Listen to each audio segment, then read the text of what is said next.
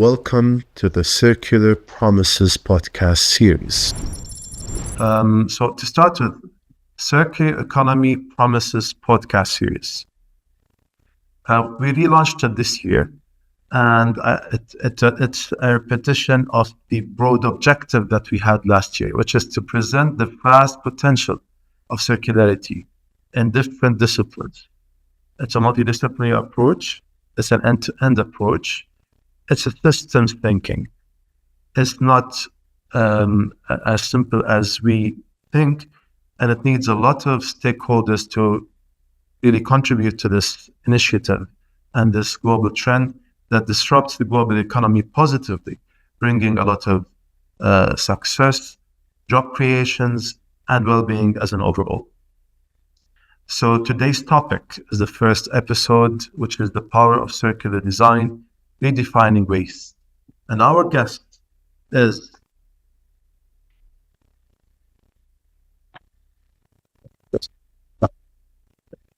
Sophie Thomas, who is highly regarded as a circular economy expert, practicing designer, circular business strategist, lifecycle data analyst, and chartered waste manager.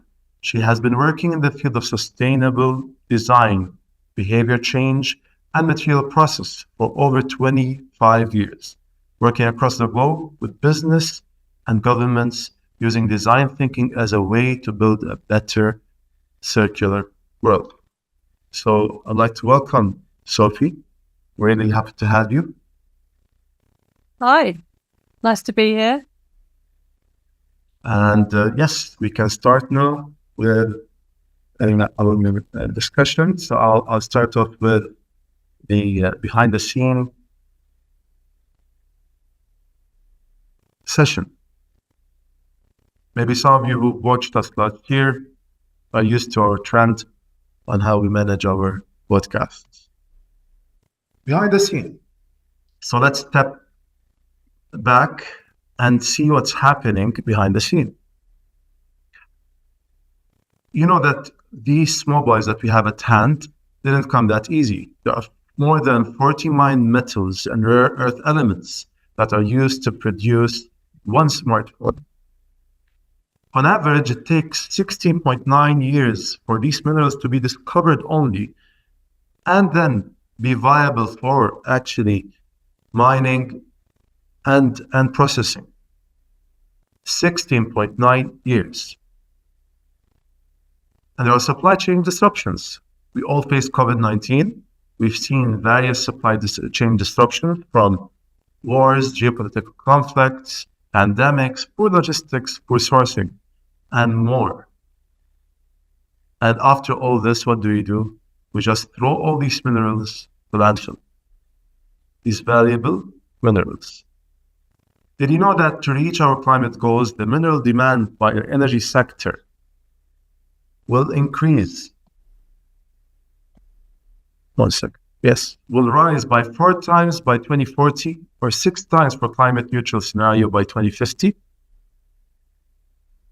On the other hand, when it comes to the waste sector, construction creates an estimated third of the world's overall waste and at least 40% of the world's carbon dioxide emissions.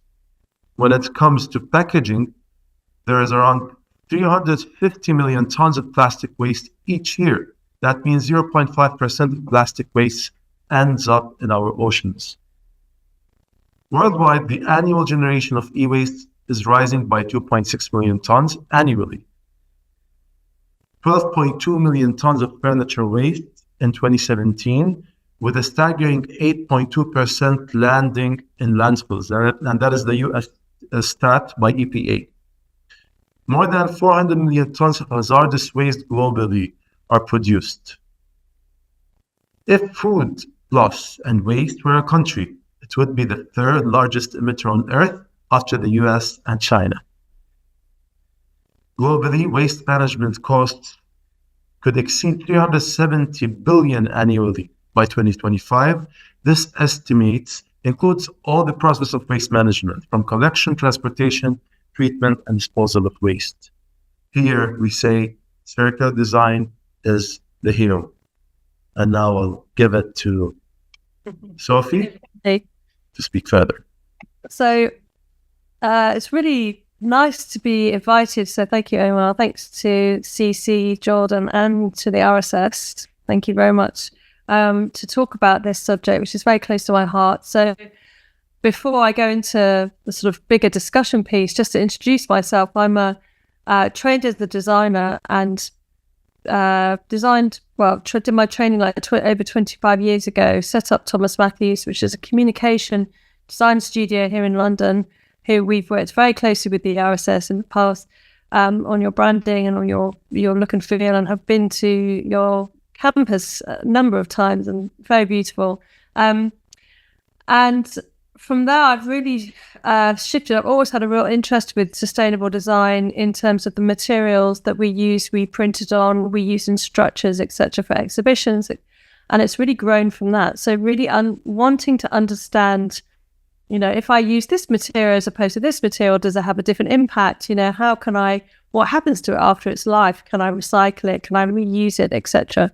Really understanding the chemical makeup of things like inks, all the different understandings of how, as a designer, how I specify my products, how I make sure that everything looks beautiful, but also has responsibility to the planet. And from that, I've really grown to become somebody who helps businesses, manufacturers, designers, and business and government and organizations to understand their route to circularity and sustainability, and in regenerative design as well. So I'm going to really talk about, and Omar and I are going to have a conversation about, how I got there, what I think the power is of circular design, how do we, are we there yet? But let's go back to some of the stats that Omar was showing, and if we just shift the slide, so I'll start now. What's very interesting about the impact when you're a designer, and when you are not, like Jordan, a country that creates primary resource, so just has lots of mining materials that you export or use in your industry, it's really hard to get an understanding of what the impact of your products are. And stuff has an environmental impact. So 100 billion tons a year, that's a big stat. What's that about? This is about the fact that we as a globe mine and extract 100 billion tons of raw material every year from our planet. And just looking at some of the statistics that Omar was showing before, how we use that is going to be so crucial, because we have this thing called Earth Day, where we overshoot the amount of resource we can actually extract out of our planet in order for us to make things to be able to sustain our growth pattern. So next slide. Now, why that's important from a design perspective is all of that has a carbon impact. So 70% of the global greenhouse gas emissions that we create as a planet are tied into our material handling and use. And this is about from extraction all the way through to use and disposal as well. So it's in our cement, it's in our construction, as this picture shows, it's in our electronics, it's in our sofas, it's in our coffee, it's in our food. Everything around us has this kind of embedded impact that it's very hard for us as citizens to really sort of get a grip of, but also it's really important for designers to have a kind of responsibility and an understanding of that. The next slide. Yeah. This is a piece we did many years ago where we were tracking a £300 laptop, for example, going from the real raw materials into production, through processing, manufacturing, all the way to assembly, and then to a warehouse in Europe. Now you can see that these red lines are the kind of back and forth of all the different materials being processed, refined, going back into China where they were being assembled into microchip boards. Then there's some back and forth. £300. This went around the world about 4 times this laptop. Wow. And the economies of scales of this are really difficult to get your head around when you're thinking, I'm going to design, my brief is about designing a sustainable product. You've really got to start. We as a designer sector have to really sort of understand the impact of all of these things.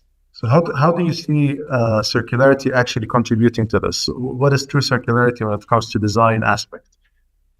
Well, the truth of this is really about, the first step is really getting to grips with actually what's in our decision making, in our power as a designer, the sphere of influence, but also what it is. So a lot of the time I start with really understanding, doing life cycle analysis if I can, getting a bill of materials of the products that I want to create as a starting point. So here, we could actively try and track where these materials were coming from, all the way from the Democratic Republic of Congo, where the coltan was coming from, that was being dug out, and the impact that has. You talk about geopolitical issues around elements, so huge amounts of minerals. We have like 33 elements now on the European critical element list, which means that, and a lot of those are things like rare earths, which you talked about, in our growing waste stream of e-waste,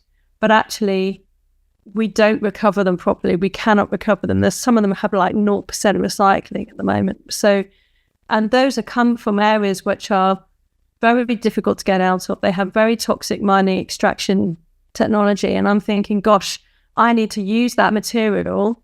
I'm going to be using it in my design. So what kind of influence do I have on changing that? And it's it feels like a first step, but it's incredibly important. So this, it's a very simple supply. Actually, this is a very linear process going from left to right, where you take stuff out the ground, you process it, you put it through the factories, you ship it over, you make a product, you brand it, you sell it to the consumer, and then it becomes waste quickly. And you can see that it's very difficult for, when you're thinking about sustainability and circularity, to build in opportunities for this, because actually everything is really, the whole economic global system is currently built on a subsidy-based process which favours linear. So the second thing we need to do really is just to work out where within our influences, where we can change this to actually make it not only better for the globe, but also a price comparative, which is often an issue with sustainability. Things become more expensive. So really working on that. Scott, for you as a designer expert, do you actually look at the root cause being how we use these materials and how we manage them, or is it more of how we design it actually from the beginning? So is it about the right sourcing, choosing the right elements, getting the right design, getting the right idea and value proposition, and then from there we can really think of how we use it? I think it's both, because there are very much, we even in Europe and in the UK, where there is quite an emphasis on circular design now, building, we still have a lot of confusion and unknowns in our system. So a lot of the time when you're thinking about, as a designer, I don't know if you know the statistic that 80% of the environmental impact is predetermined by design at the design concept stage. So as soon as I get a brief as a designer to say, design a new toothbrush, it has to be at this price point, it has to be made, it has to be usable for people, ergonomic in hands, it has to last X amount of months, and potentially made from this material, and it has to be there will be a unit cost connected to that. What it doesn't do is say design for sustainability, or what happens to this material afterwards, this product afterwards. So as soon as I get that brief, I'm making decisions at that point, and that will determine where that product will end up at end of life. So for a toothbrush where you've got 4 different types of plastic co-molded in the manufacturing system with nylons and cretons and all these different materials put together, that's difficult because that can't be recycled, so it ends up in a landfill position. Goes into the landfill bin. But if I think about it from using one material, it can be recycled, or it's monomaterial, it's a bamboo or something else like that. You can then decide where else it can go. The one thing I would say about that is that you really have to understand your main market, what the infrastructure is for collection. So we've talked about this before, is like designing for circularity is about system design. It's not about product design. It's about really understanding the system and potentially changing the system and or fitting into the system that currently is there, and then looking to the future about how it could change later on. So this shows how crucial the design phase is. But just getting the basics right, what's the difference between the normal design and circular design? What principles are there that really differentiates it, that makes it unique and contributes to a really holistic, systematic approach? I think it's about a couple of things. It's about knowledge. We like this statistic now, we talk about circularity design. I mean, I've been banging on about it for like decades, but the globe itself is only this is a stat from last year. Globally, we are only 7.2% circular. So we may recycle quite a lot of stuff, but that is not necessarily recycling. So the difference is when we design something for circularity, you don't think one life, you don't think the next life. So you don't think for recycling, you think 2 or 3 or 4 lives ahead. And that will often say you will go from a piece of clothing into thinking about, okay, I've designed this as a polycotton, so it's a polyester and cotton mix, but actually I could probably recycle it once, so I could give it to charity, or I could break it down into, rags or something like that. Or I could give it to someone else. But second life, it's a mix of materials. I can't recover the materials. So you start getting into the fabric and the raw materials of the product as soon as you go into second, third or fourth life. And that's the difference, because you're focusing not on the product, which is like a blip of life in the material. It's actually about the material itself. So your focus shifts into the systems, how you collect this stuff back, how it gets back into the system, and then also thinking about how we design it for purity. Often is about that. So often the issues around circularity could be about how something is constructed. Glue, adhesives, for instance, very, very problematic in circularity. So one thing to note here is that I think in Jordan, for example, we really source more than we actually design. And a lot of companies, they have a ready system or business model that is a replication of other success models.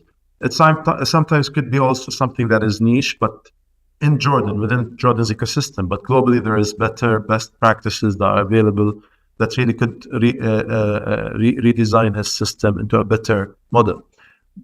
My question is, a lot of these industry playmakers have phobia when you say redesign. I'm not gonna change my design and disrupt my whole operations, and I want to really study the whole market again. And it's a really complex process for me to adopt. So how could we really relieve that stress off them and tell them, no, look at it. It's a step-by-step process. It could really work. What's your advice there?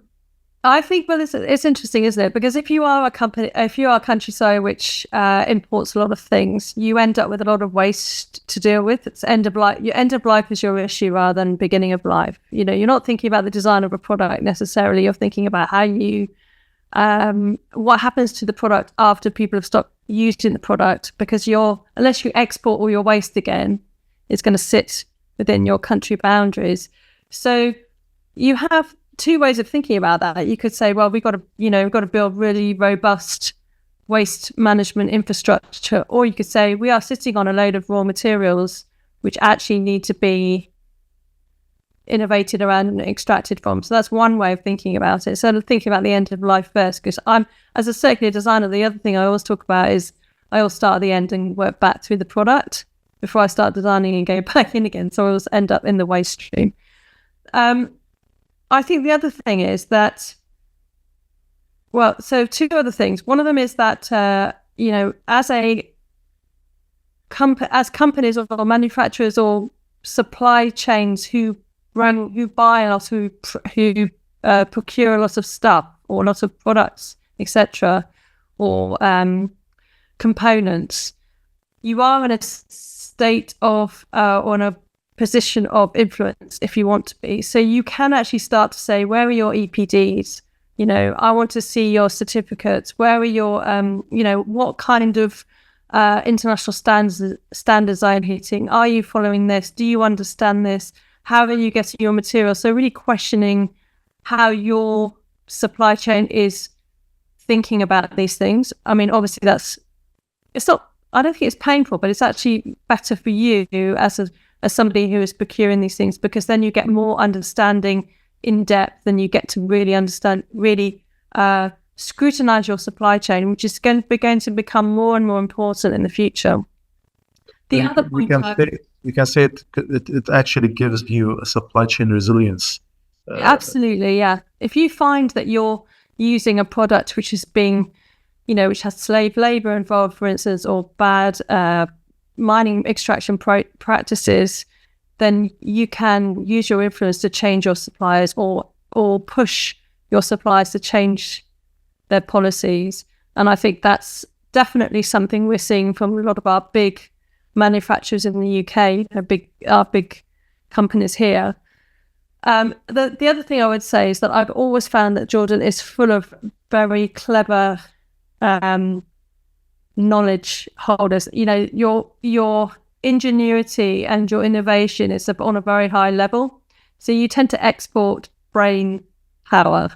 I always see that. But actually, that kind of understanding and resilience in your intellect as a country is really interesting. And actually, that's one thing we really saw working with the RSS and working with IPARC and other partners, that actually you could understanding that and pulling that into sort of how you start thinking about circularity from an intellect perspective and a process perspective is really interesting. And working with your own issues as well in terms of infrastructure, water shortages, water purity, etc., all part of this whole kind of circularity position. And it's all part of the design of systems. We're not shifting away from product as well. Yes, so it's more of a systems thinking. It's an overall system. Yeah, exactly. That's going to be working in harmony. That starts from design, goes down to whatever infrastructure and enabling environment is available for that system to actually stay alive. Yeah. Yeah. And you could lead, you could be world leaders in this. Yeah, that's true. We do, at least in Jordan, I could say, I think in every nation there is that human capital that really has a lot to contribute to. It's a lot of challenges that really hinders that. Could be maybe at the legal sphere. It could be sometimes at the, like you said, infrastructure, or even the market and the community sphere, or the economic ecosystem and how it's designed.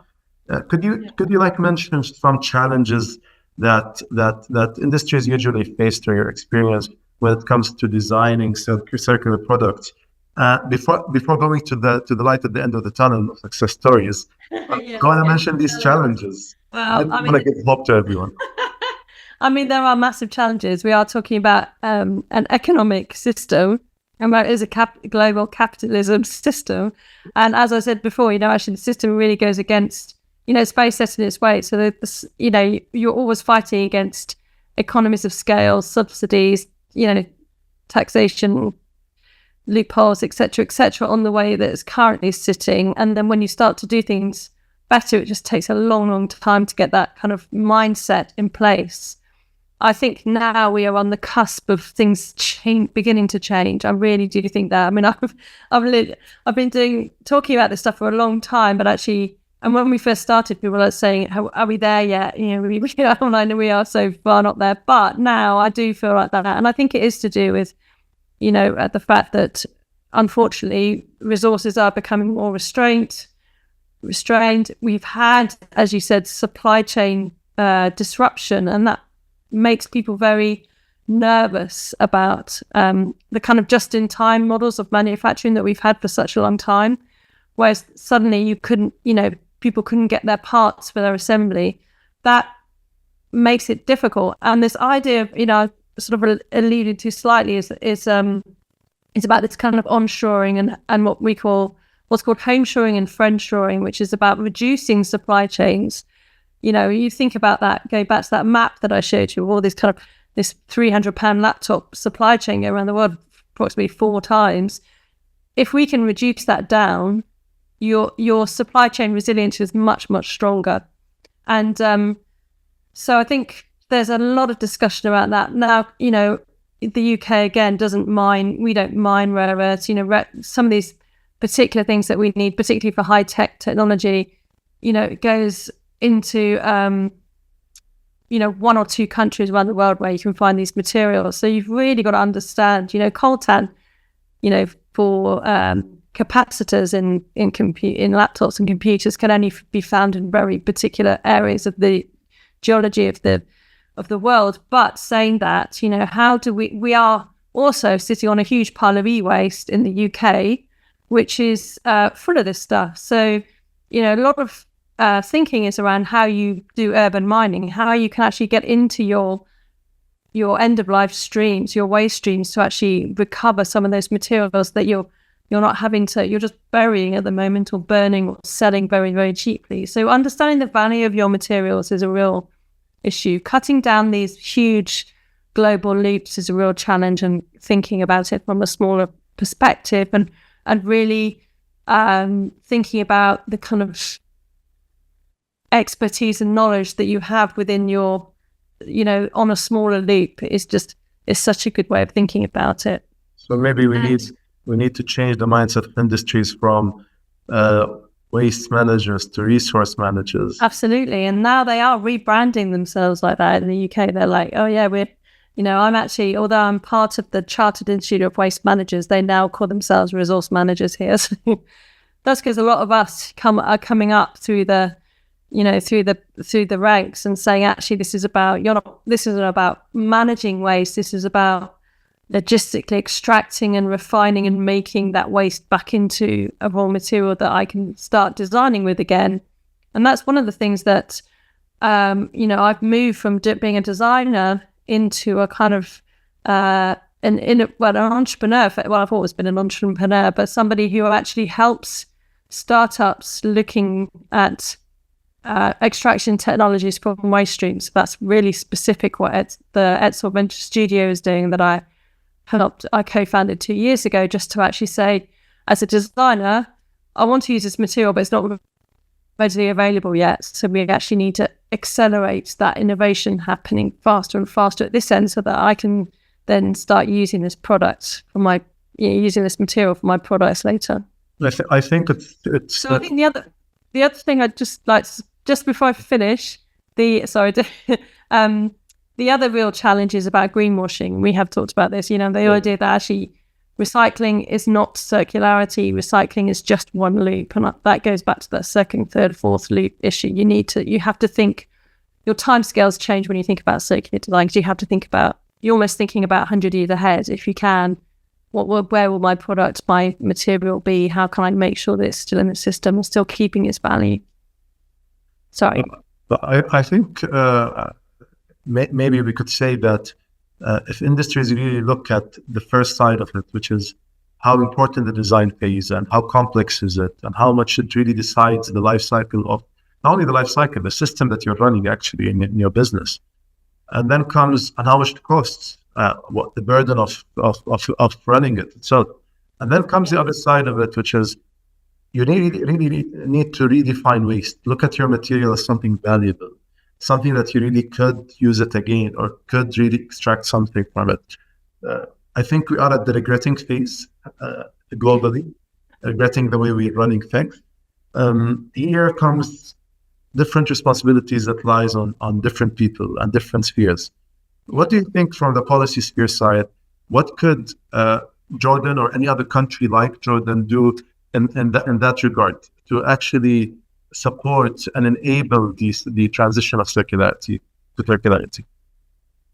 Well, I think so. One of the big policy shifts that we've had, I think it was around 2018. We helped, a lot of organisations like us helped set out the waste and resource strategy in the UK, and from that came a lot of work around extended producer responsibility, EPR, which I know is something that is coming in Jordan. It is coming. And we are in a kind of process of bringing it out here as well. So that kind of understanding of the producer, effectively producer pays, is going to be so fundamental and should, if done rightly, really change the way that we write our design briefs as well. Because you're thinking about, you're not just putting a product on the market and then thinking, well, that's it, next one. You're actually thinking about, I'm responsible for that to the end of its life. And so your cost model will change as well. So if you think about sustainability and circularity always being more expensive, it's because you're taking so much more into account and you're having to think about, where stuff comes from, where stuff goes. When you do it on a sort of linear process, you're not having to think about that. You're going for cheapest there, and you're not having to think about that either. So with extended producer responsibility, you are actually extended out into end of life and disposal, and you're sort of pre-paying for that. And here we're doing it through kind of modulation fees, which means, if you create something out of glass, it's going to cost X. If you create if we talk about packaging, for instance, if you create something out of paper, it's going to cost you X. So that then affects your decision at the beginning, but also how you design your brief as a designer. So if you're procuring something and saying, well, actually, yes, that's a cheaper material there, but actually it's going to cost me more at that end, then that's the big push. So I think things like EPR, things like having roadmaps around circularity really helps to give long-term vision for businesses within your country as well. So you're saying, actually, we're going to totally commit to go net zero carbon by X, by 2030, 2050, whatever, which one you're going to go for. Therefore, companies can go, okay, we're going to build towards that now. We're going to create a roadmap that goes to it. We're going to look at where our big carbon impact is. We're going to look at our circularity. We're going to look where our materials are. We're going to start changing. But these things take time. So that's where government and policy really play a big part in it, sort of creating a secure future vision that then businesses can start to plan with. That is true. I think one of the main issues we face, not in Jordan only, I think globally, is, like you said, greenwashing or circular washing. When you define circularity, semi-define it, and you don't give its full right of its definition and credit of contribution, then you end up not benefiting from its vast potential. That is one thing we're facing, and it's good to mention that RSS is at the forefront currently developing a national circular roadmap for Jordan, right, to enhance that, and that's where we look at different enabling infrastructures. And maybe one thing to really know from you as a designer, I think we could really look at the light at the end of the tunnel. There are any success stories that you could tell us, which also could give some hope and relax some of the industry playmakers that, listen, there are products coming out there that are circular. You have to really compete with them. Exactly, yes. And I think what's super interesting for me, and I think, for RSS, for iPark, for other partners, is the kind of innovation that's happening in this space. Because there is a kind of need for accelerated change now, change is beginning to be demanded more and more, but also from this kind of idea of like we need to shift from this 7.2% to something that's bigger. We are resource strapped. We are one planet. We can't go and grab stuff. Well, we try to talk about it, but yet we don't. We know we should be working within our planetary means. So the innovation level is just going crazy in this space, and it's really, really exciting. So I have pulled out a couple of, I think, 4 case studies. So this is the first one. This is my favorite little beetle here. He's called Siphoculus beetle. He's a white scarab beetle, and scientists found that he's like the whitest insect on the planet, and they can, they're like, wow, this is amazing, this incredibly white beetle. And actually they found that he has perfectly spaced microscales at a nano level on his back, which creates what's called perfect chaos of light scattering. So every kind of light, if you have a light spectrum, it splits into a kind of rainbow. And often it's that one gets absorbed in, and that's the color that you see. But this, the other way around, sorry, the ones that gets pushed back is the one you see.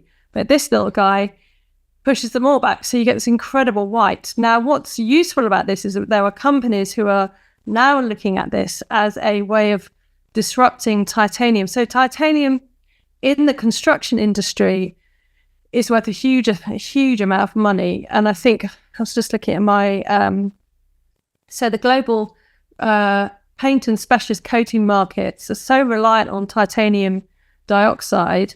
They had the global markets worth about $31.2 billion a year. So you have this massive annual market, and it's used in everything. It's used in paints, it's used in toothpaste, it's used everywhere. And it's becoming an issue because the EU has not only banned the pigment use in food because of concerns about the nanoparticles, but also titanium's beginning to get onto the critical elements list. We use so much of it, we mine so much of it.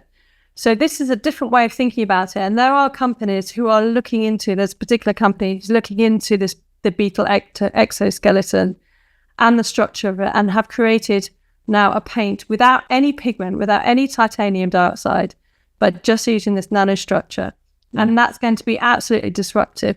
So you can see here, this is a way of thinking about coming back from a waste stream issue and a toxicity issue to think about using biomimicry, which is one of the main kind of theories around circular design. Wow. So that's a really good example on innovation in construction. A second one that is going to be launched next week. That's so you great. have exclusivity on it. Wow. Is a company, well, it's actually an EU project. It's a 4-year EU project results that's called Hereware. And they have been looking into new biomaterials made from wheat straw waste. So it's agri-waste, taking all the kind of the fibers and the stuff that after it's been used for wheat, which is currently burnt or put into biomass. And they've been developing a strong new biomaterial thread, which can be used in textiles as an alternative to cotton, to polyester. And these are some of the garments they've been working on. And this project had 15 European partners across the world, including UAL London, which is where they're launching next week.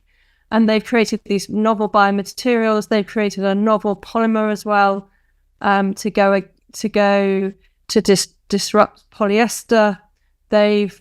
All of their materials are coming from agri-waste, so all kind of coming from the agricultural and looking at cellulose developments, etc., and all piloted up at semi-industrial scale. And that's the important thing for this, is that actually we need to get this stuff into sort of big industrial scale as quickly as possible.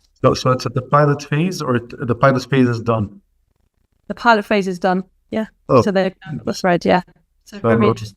Some new product in the market, huh? Yeah, I hope so.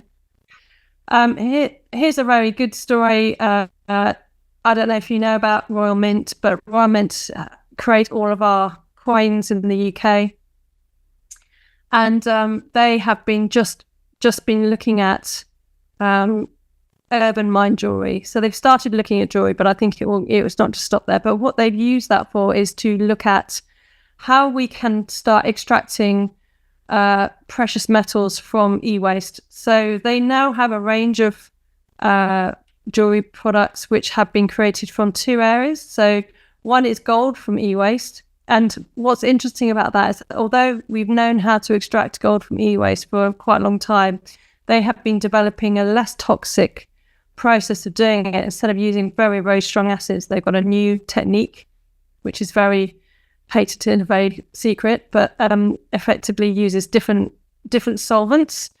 And they've also created a whole silver range, which uses spent X-ray films from the NHS, and they extract the silver from that and they make them into jewelry. So you can go onto their website and buy these beautiful pieces of jewelry, which have been made from electronic waste or X-ray films. But there's a really good example of like creating a beautiful luxury product, but actually it's a means to an end of like actually working on the process of extracting the material. Is it cheaper than the virgin ones? Not yet, I should think. Well, actually, it might be. I think the silver one is. The gold one's still at a very luxury price. But again, because the system itself needs to sort of ramp up, and I think, it's a very useful way of testing the technology. If it's cheaper, then couples all around the world will be in trouble. They're going to have a lot of problems. Exactly. So so it's a very nice and it's a good one, because actually Royal Mint are a very established brand, like renowned brand, so they're kind of like the right people to do it. And another example that I was looking into, and I have been for a while, there were two actually. So looking at the apparel sector, if you look at two different trainer brands, so if you look at Nike and this is Adidas, they've both taken very different approaches to how they think about waste and think about new materials, particularly plastic, ocean plastic, which is one of the things which really kicked off their journey into better materials, or recycled and circular. That is compromise their quality in a way. No. So this is I've taken Adidas, but I can talk both about Nike as well. But Adidas is interesting because they started off in 2015 doing a partnership with Parley for the Ocean to create a concept shoe for the UN, for an exhibition for the UN. And it was using ocean narrative about plastic in the ocean, and they took discarded nets from the Maldives, and then got to develop the process for creating new nylon, so nylon sticks, which they then wove into their structures of their shoe. So the point was that they could create a trainer which then also had a end of life, so they could take it back. Because it was a monomaterial top covering, not the sole, but top at that point. They could take it back and they could recycle it, etc. So it was the beginning of that journey. Okay. Now, from that, they could test the material while they're going through the process. The shoe became really popular. They ended up bringing it out in a sort of limited edition. They then realised that this was a very good material to use, actually, and they'd set up the supply chain for that material. So the Maldives fishermen would give the nets after 6 weeks to the people who would process the nets, take them back into their nylon sticks, and then they could go back into the shoes. I could take the word that you said, which is they tested before they actually went for such a model. Yeah, because what was interesting, I think, is that the material that they were getting back from the producers, so this new 906, which had come from the nets, was just as good as the original, as the virgin. So they knew that they could get the material back. And what you now find is that if you go onto an Adidas website and you buy some of their clothing, you will see it will have a mark saying prime blue or prime green. And that means that recycled ocean plastic is now in all of their products. So they have then developed, so they started with a shoe concept, and it's now become a material which they can guarantee it's in swimsuits, it's in track, running gear, it's in clothing, etc., and in trainers. So you will find this material, and then they don't shout about it as loud as they could do, but it's always in there. What they've now done, and what actually that picture was a concept running shoe which they have developed, which is completely one material, and they are running it through a beta testing. So they sent it out to loads of runners. They got them to use it for a certain amount of time, and they got sent back to Adidas.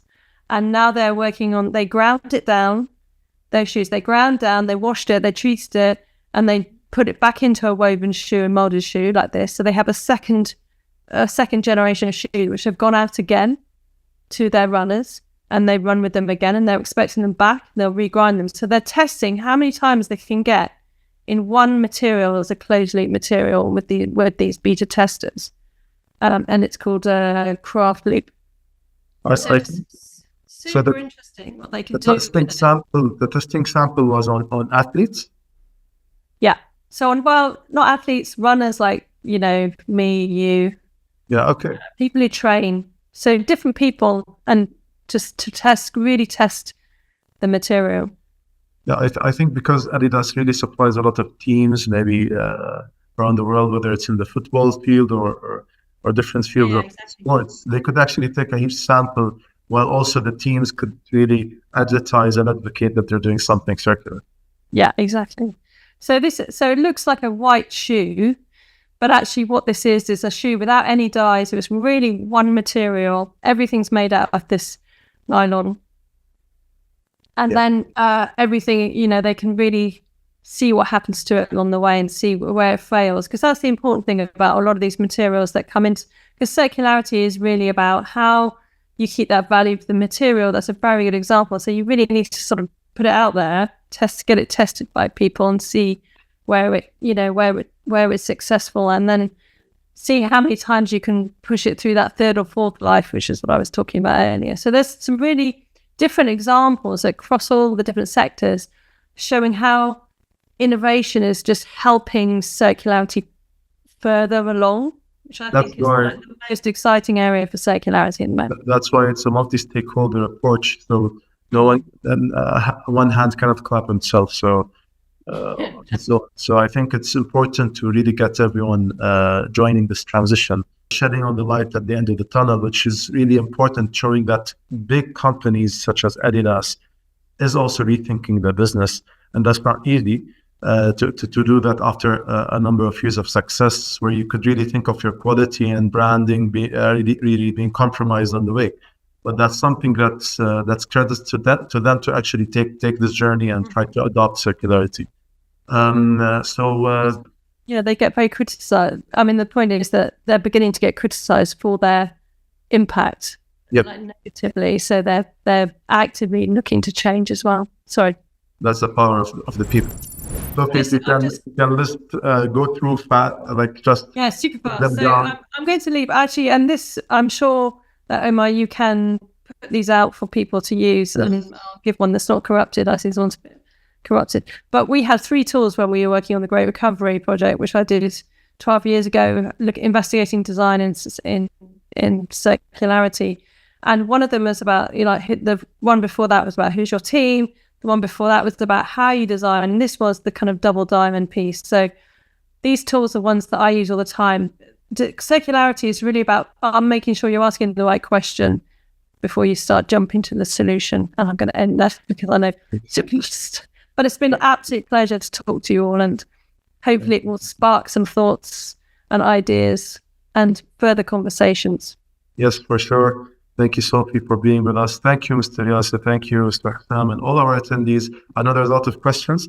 If you have more questions, please forward it to us and forward it to Sophie. Again, circular promises. There are so many promises that circularity have, and I think a lot could be implemented and brought into action. And that's our job to do that. And this podcast is just a drop in the ocean, showing how much we can do and how much of work is there. And I hope you guys enjoyed this session. Feel free to contact Sophie and contact us. Follow our LinkedIn page for more information. Like I said, there's a lot happening from our side. Membership scheme will be launched soon, inshallah.